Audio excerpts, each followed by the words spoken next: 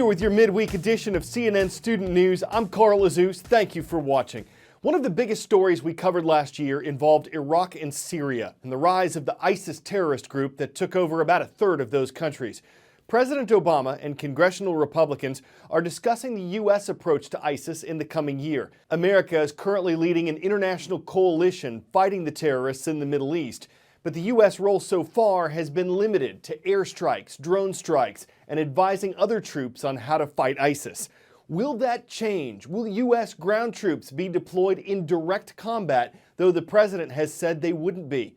One thing experts know the answer to: the battle against ISIS won't end this year. What will the war on ISIS look like in 2015? In a word, tough.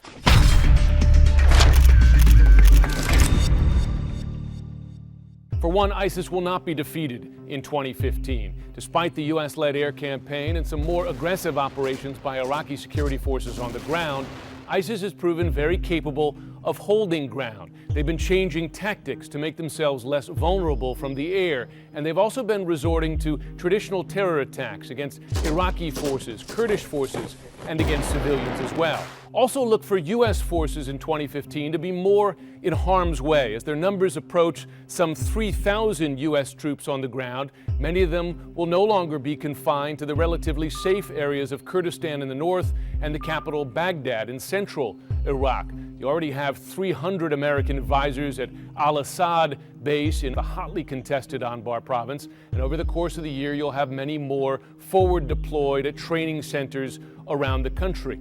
Key question in 2015 is, will U.S. commanders ask that American forces be more forward deployed, perhaps as air controllers for airstrikes against ISIS? It's an option that U.S. commanders have said they will not take off the table. Also look in 2015 for Iraqi forces to take more aggressive action, particularly an attempt to retake Mosul, key northern city in Iraq, a key stronghold for ISIS.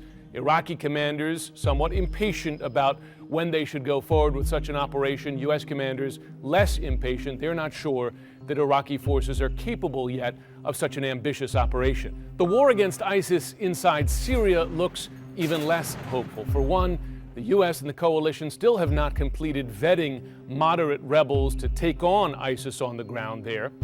Two, ISIS proving very good at changing their tactics in Syria as well to make themselves less vulnerable to the U.S.-led air campaign.